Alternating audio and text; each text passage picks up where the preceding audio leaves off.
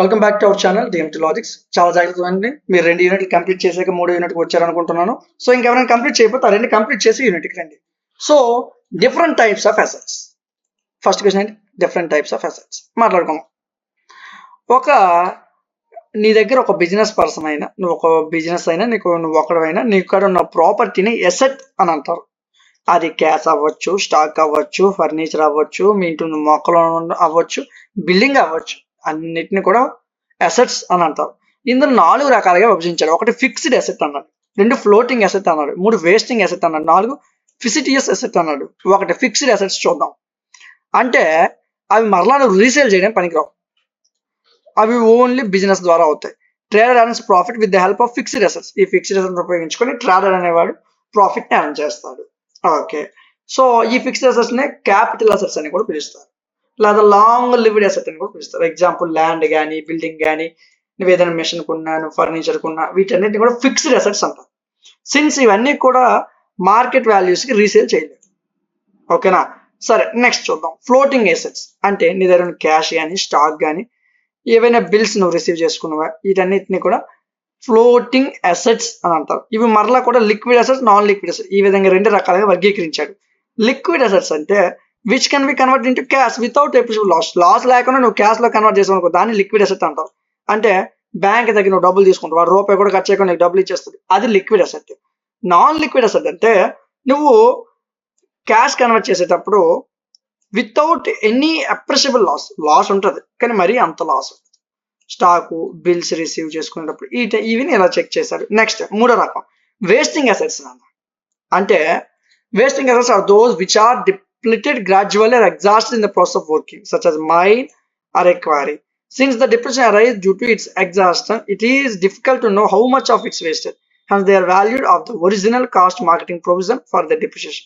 ఎట్లేదన్నా wasting assets అంటే, so original cost కన్నా, దాని యొక్క ఒరిజినల్ వాల్యూ కన్నా కొంతమంది ఎక్కువ మనీ ఇచ్చి కొనుక్కుంటారు. సో దీన్ని వేస్టింగ్ అసెట్స్ అంటారు.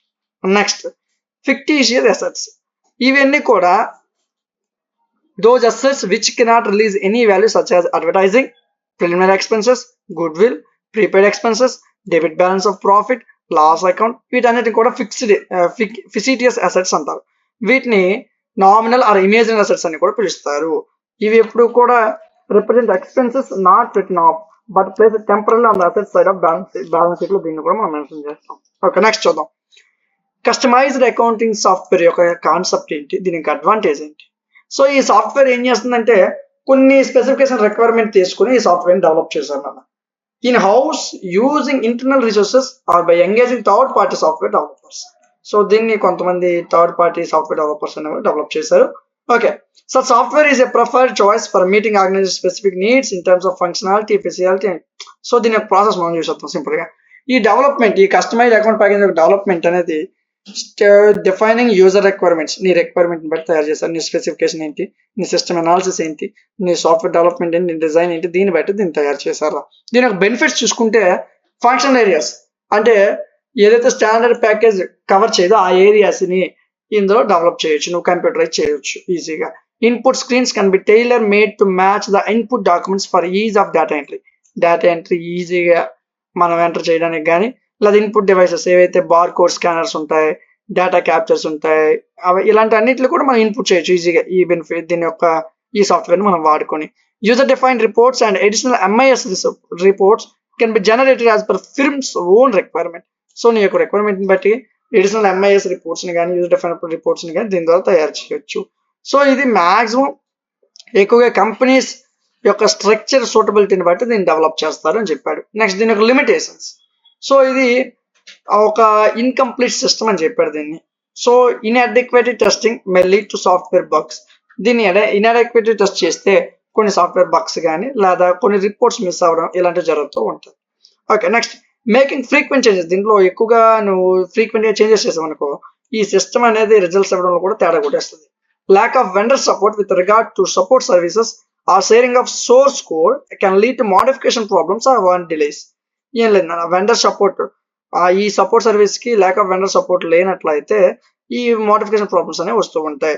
అదేవిధంగా time frame can neither be fixed nor they are ahead when developing a software. ఒక సాఫ్ట్వేర్ ఈ సాఫ్ట్వేర్ డెవలప్ చేసేటప్పుడు టైం ఫ్రేమ్ అనేది దీంట్లో ఫిక్స్ చేసి ఉండదు. అందుకే ఈ సాఫ్ట్వేర్ కంప్లీషన్ అనేది చాలా లేట్ అయ్యేది, డిలే అయ్యేది అని చెప్తూ వచ్చాడు.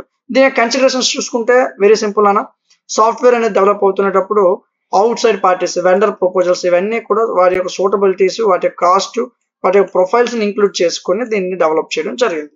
ఓకే, నెక్స్ట్ ఈ టాలీ అనేది విన్నారా ఎప్పుడైనా? C++, టాలీ ఇవి నేర్చుకుంటాం మనం బయట ఎంఎస్ ఆఫీస్. అందులో ఉన్న కొన్ని ఫంక్షన్ కీస్. Alt+H అంటే ఆన్లైన్ హెల్ప్ స్క్రీన్ ఓపెన్ చేయడం. Alt+W అంటే వెబ్ బ్రౌజర్, ఏదైతే టాలీ స్క్రీన్ ఉందో ఆ వెబ్ బ్రౌజర్ ని ఓపెన్ చేయడం. F1 కి సేమ్ కంపెనీ స్క్రీన్, ఏదైతే లిస్ట్ ఆఫ్ కంపెనీస్ ఉన్నాయో దాన్ని ఓపెన్ చేయడం. Alt F1 దాని యొక్క స్క్రీన్ ని క్లోజ్ చేయడం. F2 కీ నాన్న, ఈరా ఇది ఏ పడిపోయింది చూసుకోండి ఒకసారి, key KE. So current date ని చేంజ్ చేయడం కోసం F2 ని వాడతాం. Alt+F2 అంటే ఇప్పుడున్న కరెంట్ టైం చేంజ్ చేయడం కోసం వాడతాం. ఇది ఒక డేలో ఉన్న టైంని చేంజ్ చేయడం కోసం వాడతాం. F3 ఒక కంపెనీ కన్నా ఇంకెక్కువ కంపెనీస్ నువ్వు ఓపెన్ చేసావు అనుకో, ఈ బటన్ నువ్వు యూజ్ చేసుకుంటావు ఆ కరెంట్ కంపెనీ యొక్క స్క్రీన్ యూజ్ చేయడం కోసం. Alt+F3 దాని యొక్క ఇన్ఫో అండ్ మెనూ, ఆ కంపెనీ యొక్క మెనూని ఓపెన్ చేయడానికి వాడతాం. F11 డిఫరెంట్ ఫీచర్స్ ఆఫ్ టాలీని వాడడం కోసం వాడతాం. F12 సో మన యొక్క రిక్వైర్మెంట్స్ ని బట్టి ఈ టాలీని కాన్ఫిగరేషన్ చేయడం కోసం ఒక స్క్రీన్ ఓపెన్ చేస్తాం, అది F12. F4 నువ్వు యూజ్ చేసుకుని ఒక వాచర్ ఎంట్రీ చేయొచ్చు. F5 చేసుకుని payment voucher entry. F6 receipt voucher entry. F7 ఈ 4 కూడా పక్కా మీరు మెన్షన్ చేయాలి ఎగ్జామ్ లో. F8 sales voucher entry, purchases voucher entry, memo voucher entry. So ఈ కీస్ మీరు గుర్తుపెట్టుకుని చాలు, ఇది పెద్ద కష్టమేం కాదు, 2 నిమిషాల్లో నేర్చేస్తారు. ఓకేనా, నెక్స్ట్ క్వశ్చన్కి వెళ్ళిపోతాం. Explain the procedure to create new voucher in Tally. టాలీలో ఒక కొత్త వాచర్ ని క్రియేట్ చేయడానికి ఒక ప్రొసీజర్ ఉంది. ఇది డామ్ షూర్ క్వశ్చన్ అన్న, ఖచ్చితంగా నేర్చుకోవాలి. Description of example to create new voucher. ఒక కొత్తగా ఒక వాచ్ ని తయారు చేయడం కోసం ఒక డిస్క్రిప్షన్ ఇచ్చాడు. Type national trader wants to record bank and petty cash payments differently and needs 2 new watches types to replace the predefined payment watcher. ఇప్పుడున్న నీ దగ్గర ఉన్న పేమెంట్ వాచర్ ని రీప్లేస్ చేసి కొత్తగా 2 వాచెస్ చేయమన్నా. In order to this create bank payment voucher తయారు చేసావు. సో నువ్వు టాలీ యొక్క గేట్వేకి వెళ్తావు, అకౌంట్ ఇన్ఫో ఓపెన్ చేస్తావు, వాచర్ టైప్స్ ఓపెన్ చేసి క్రియేట్ అని నొక్కుతావు. ఫస్ట్ పేరు ఏడేస్తావు బ్యాంక్ పేమెంట్, టైప్ ఏంటి పేమెంట్ కదా, పేమెంట్ వాచర్ అది చేస్తూ ఉంటావు. నెక్స్ట్ ఎబర్ అంటే సో ఈ న్యూ వాచర్ నీ రిపోర్ట్స్ లో మెన్షన్ చేస్తావు బ్యాంక్ పేమెంట్ కి సంబంధించి. Next method of voucher numbering ఇస్తావు, దానికి సంబంధించింది పాపప్ చేస్తావు. నెక్స్ట్ అడ్వాన్స్ కాన్ఫిగరేషన్ వాడవు. నెక్స్ట్ ఎఫెక్టివ్ డేటాబేస్ వాచర్స్ ను వాడవు. నెక్స్ట్ ఈ డిఫాల్ట్ గా ఉన్న ఆప్షన్స్ ఏవైతే ఉన్నాయో ఆ ఆప్షన్స్ డిఫాల్ట్ గా ఉంచుకొని నువ్వు నెక్స్ట్ స్టెప్ కి వెళ్ళిపోతావు. కామన్ నెరేషన్ వాడతావు, ప్రతి ఎంట్రీకి నెరేషన్ ఉండదు. ప్రతి సేవింగ్ వాచర్ ని నువ్వు ప్రింట్ చేయవు, క్లాస్ ని స్కిప్ చేస్తావు. ఒక బ్యాంక్ పేమెంట్ వాచర్ ఇలా కనిపిస్తుంది, మనకి మీద కనిపిస్తుంది కదా, లోపల ఇంత పని జరుగుతుంది దానికి. ఒక బ్యాంక్ వాచర్ యొక్క పని మొత్తం ఇక్కడ ఫోటో రూపంలో ఇచ్చాం. ఇది మీరు ఎగ్జామ్ లో ఖచ్చితంగా ఫోటో వేయాలా, ఓకేనా. సో ఇక్కడ నువ్వు ఈ స్క్రీన్ యాక్సెప్ట్ చేయడం కోసం వై క్లిక్ చేస్తావు. వై క్లిక్ చేస్తే నీకు కొత్త వాచర్ వచ్చేస్తుంది, అంతే. ఇదే ఒక కొత్త వాచర్, నీ పేరు, ఆ తర్వాత వాచర్ యొక్క టైప్ ఏంటి, సో దాని యొక్క నెంబరింగ్, దాని యొక్క ప్రింట్ చేయాలా లేదా, దాని యొక్క క్లాసు, ఇలా క్లారిటీగా ఒక ప్రింట్ అనేది బయటకు వస్తుంది. నువ్వు వై అని నొక్కితే ఆ స్క్రీన్ నువ్వు యాక్సెప్ట్ చేసినట్టు అది ప్రింట్కి వెళ్ళిపోద్ది, ఓకేనా. సో ఇది ఒక బ్యాంక్ వాచర్ యొక్క ప్రింట్ చేసేటప్పుడు చేసే పని అన్న, ఓకేనా. సో ఇది 3rd యూనిట్. సో ఇక్కడతో మీకు ఈ సబ్జెక్ట్ అయిపోయింది. వెరీ సింపుల్, కష్టపడాల్సిన అవసరం లేదు, చాలా ఈజీగా మీకు ఈ 3 యూనిట్లు కంప్లీట్ అయిపోతాయి. 30 నిమిషాలు కూర్చుంటే 3 యూనిట్లు కథం, ఓకేనా. సో దీన్ని చదవకుండా వెళ్ళకండి, ఒక్కసారి వినండి, ఒక 2 సార్లు వినేసి వెళ్ళండి, ఎగ్జామ్ లో మీరు ఈజీగా రాసేయవచ్చు, ఓకేనా. సో ఎగ్జామ్ ముందు కూడా నేను ఇవి ఎగ్జామినేషన్ ఎలా రాయాలో ఆ విషయం కూడా నేను మళ్ళీ మాట్లాడతాను, ఓకేనా. సో ఇలాంటివి ఏవి మీరు మిస్ అవ్వకుండా ఉండాలంటే మన ఛానల్ని సబ్స్క్రైబ్ చేసుకుని ఫాలో అవుతూ ఉండండి. Thank you.